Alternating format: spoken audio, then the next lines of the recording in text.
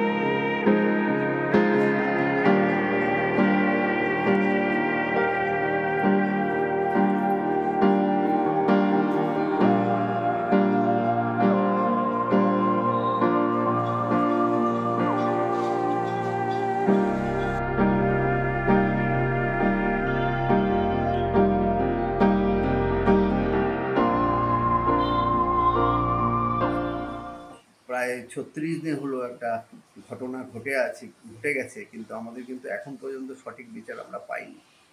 আজকে জুনিয়র ডাক্তাররা সবসময় চেষ্টা করে চলেছেন, ওনারা প্রচুর প্রতিবাদ করছেন। আমি তো তাদের সাথে গিয়ে সামিল হতে পারছি না।